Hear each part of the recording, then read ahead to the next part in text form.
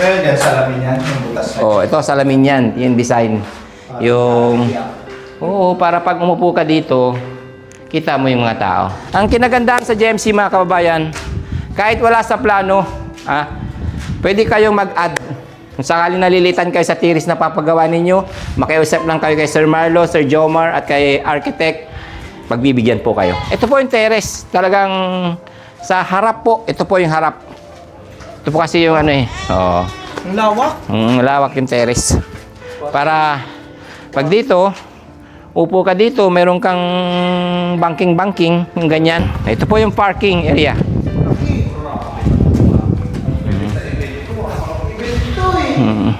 Daddy Frankie, tayo na'y tumulong, kaagapay mo. Yun mga kababayan, magandang hapon.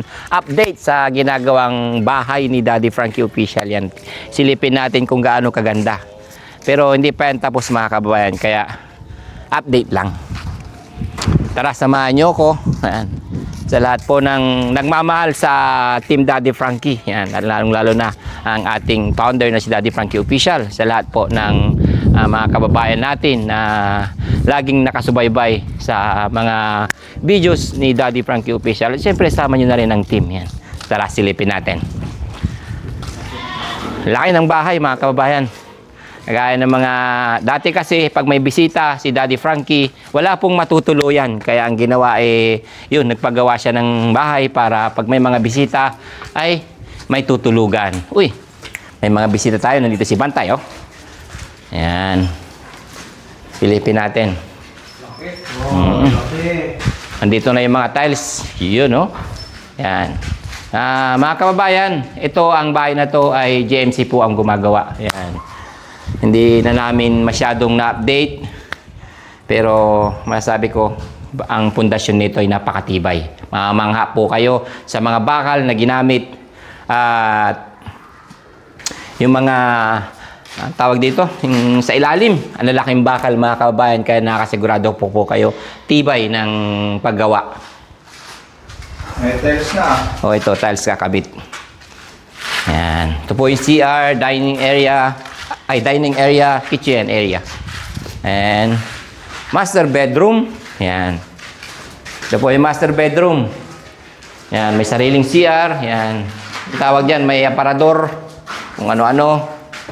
Yan. Ngayon yan, salamin yan, yung butas na. Oh, ito salamin yan, yung design. Yung oo, para pag umupo ka dito, kita mo yung mga tao. Yan. Yan po yung mga grotto, landscape, at iba pa. Sa likod, parking area. Mamaya, papasilip mo rin sa kanila yung parking area. Oo. Kuha tayo sa taas mga kabayan. Lang ingat po tayo kasi wala pang hawakan. May hawakan dito eh. Yan, pag ganyan, hawakan.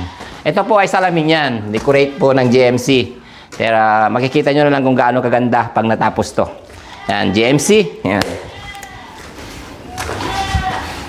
Dami pang magamit kasi hindi pa tapos.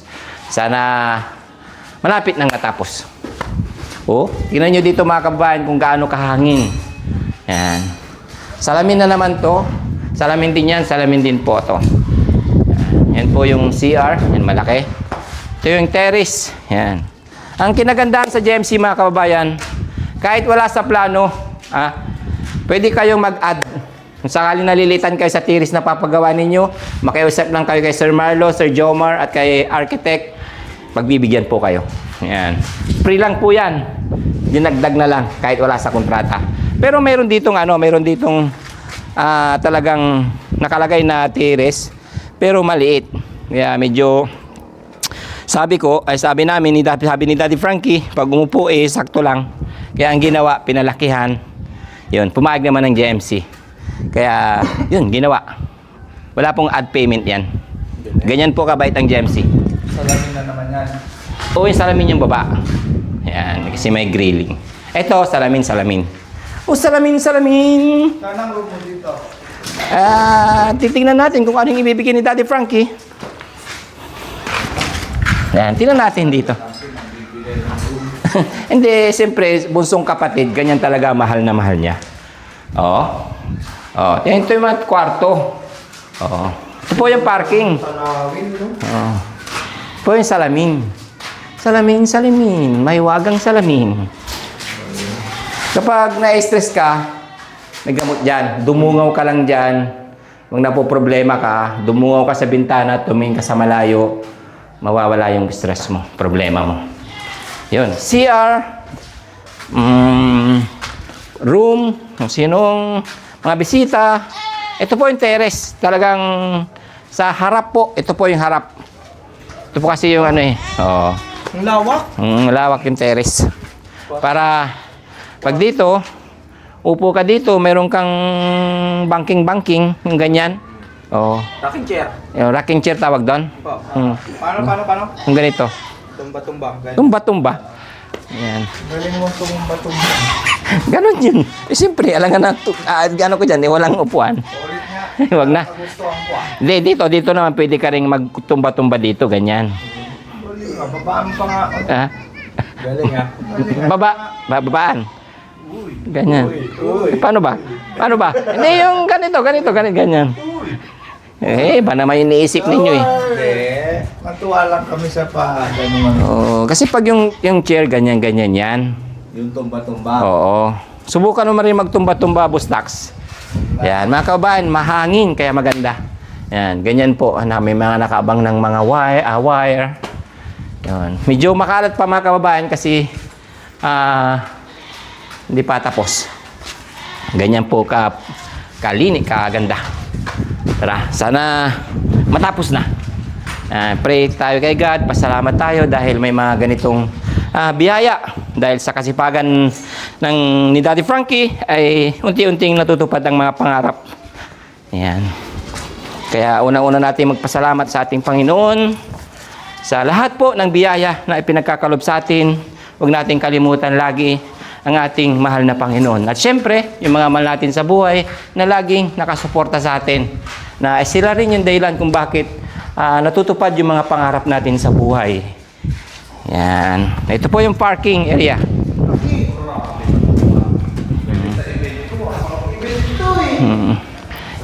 Sinama na rin. Kasi siyempre, kapag may mga party-party, yan, kahit umulan, may sisilungan tayo. Ito may CR sa labas. Yan.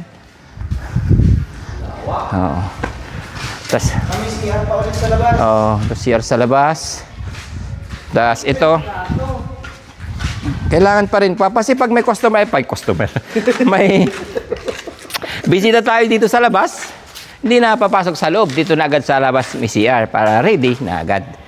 Ito po yung mahilig kasi si Daddy Frankie sa mga bulaklak. Kaya kailangan dito may tanim na mga bulaklak.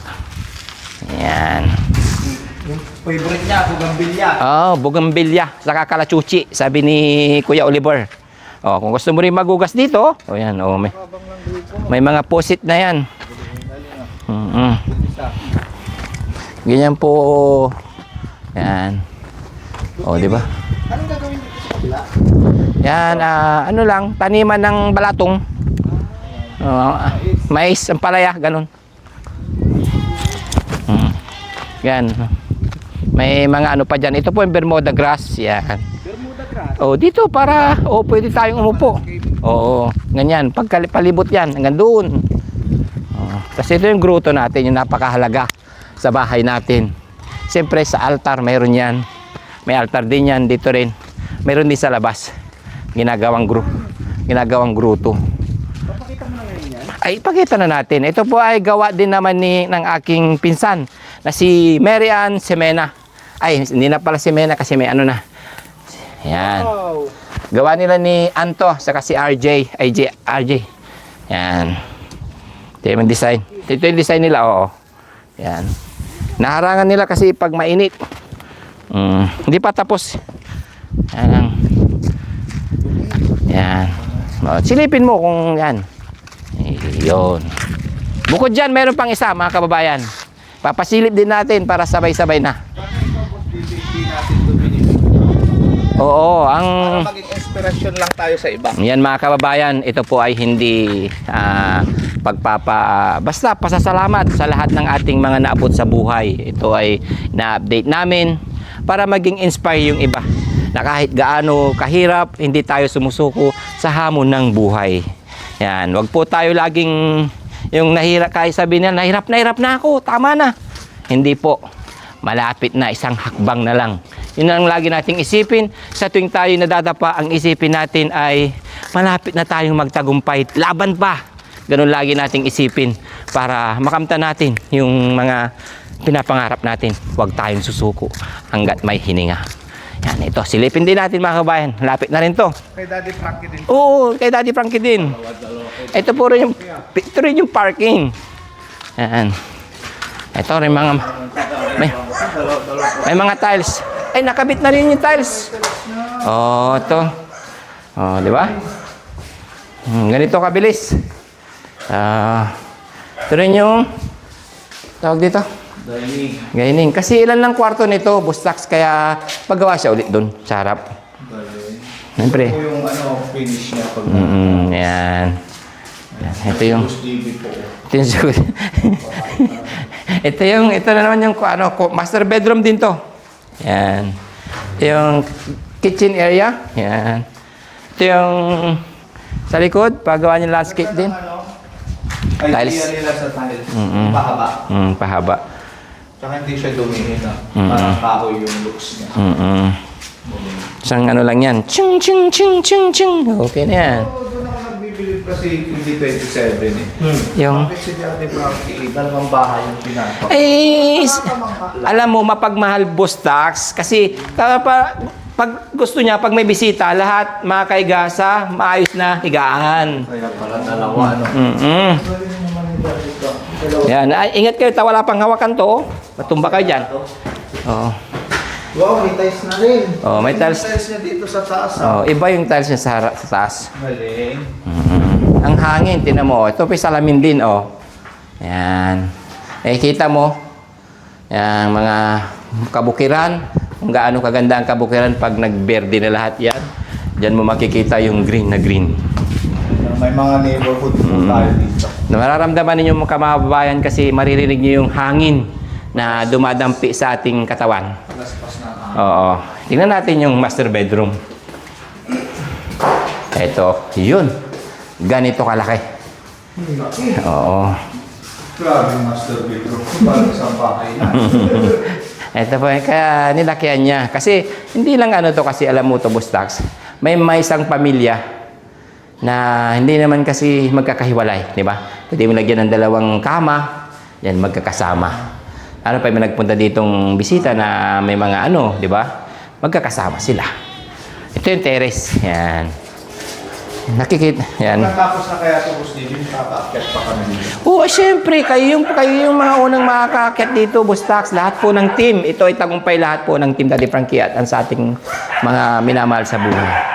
Nakikita mo ba yan, Bustax? Ito yung... KG27. Naalala ko ang shelter. Pero ngayon bahay na. Wala na tayong shelter. Hindi na. Bahay pa rin yan, syempre. Pero naalala ko yung mga dating nakatira dyan na ngayon ay yun. Oo.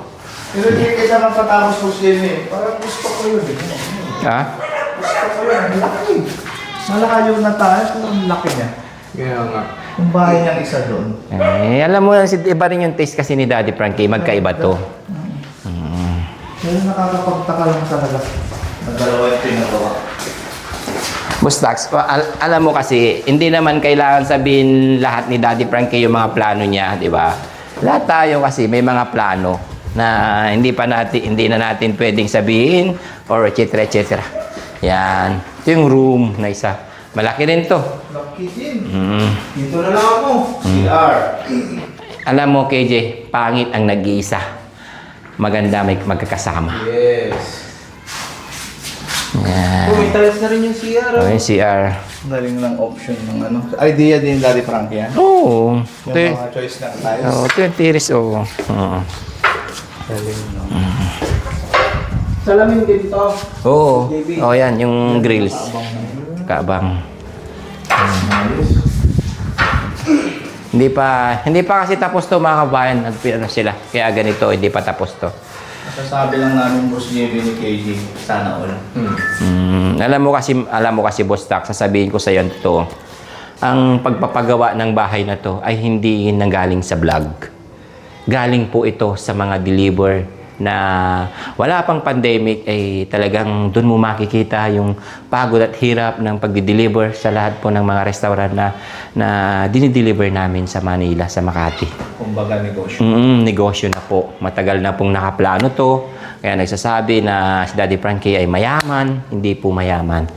Ang negosyo lang talaga naming magkakapatid, kahit nung hindi pa nagbablog, ay pag-deliver sa mga Japanese restaurant, Chinese, Italian, American, lahat po ng Filipino food. Yan, ibang restaurant po ang dinideliver namin. Araw-araw na kailangan mong gumising ng madaling araw ng 1:00 ng gabi hanggang umaabot po kami ng 2:00 ng hapon. Yan po yung trabaho namin. Araw-araw, walang pahinga. Na kahit Pasko, New Year, na kailangan mong mag-deliver para mayroong gagamitin sa restaurant. Unahin lagi yung trabaho kaysa sa happy ng pamilya. Ganun ang Team Daddy. Ganun po ang naming magkakapatid. Kaya tara, upo tayo sa baba. At least nakita na natin. Yun, no? Oh, God bless. Thanks, God, sa lahat po ng biyaya na pinagkaloob mo sa amin. Ito na po yung bunga ng pagsisikap, pagtiyaga. Ayun yung mga bagay-bagay na maluluha-luha ka na. Ayan. Kaya ito na yung makikita natin. Kaya yun, mga kababayan. Updates po sa ginagawang bahay ni Daddy Frankie. Yan, mga kababayan, maraming salamat po sa inyong walang sawang pagsuporta sa Team Daddy Frankie. Yan. Sa lahat po ng team, sa lahat po ng sumusuporta, lahat po sponsor na mula noon hanggang ngayon ay hindi po bumibitaw sa Team Daddy Frankie. Thank you so much. And yun, I love you all from Boss GB Vlogs and sa lahat po ng team. Yan, KG37, Boss Tax, Kuya Rizky, Sam Motovlog, Kuya GC Official, Aling Rochelle, Ma'am Inday Okray, Kuya Rab Official, Chue Chano, yan. Ikaw naman, magsabi ng mga lahat ng sponsor. Siyempre, yung pinaka-founder natin. Pinaka-founder natin, siyempre, panghuli, Daddy Frankie Official, at sa lahat po ng sponsor, hindi ko na po sasabihin kasi baka mamaya may hindi po akong mabanggit. Yun. Sa lahat po, alam nyo na yan. Ayan. Pakilinaw mo siya, sponsor sa mga beneficiary. Opo, sponsor sa mga beneficiary. Dito sa bahay. So, sa lahat po ng naging beneficiary na ibinalik na po namin. Yon, ha? Thank you so much. Maraming salamat sa inyong walang sawang pagsuporta. Bye-bye, God bless. Sa'yo, Daddy Frankie, tayo na'y tumulong.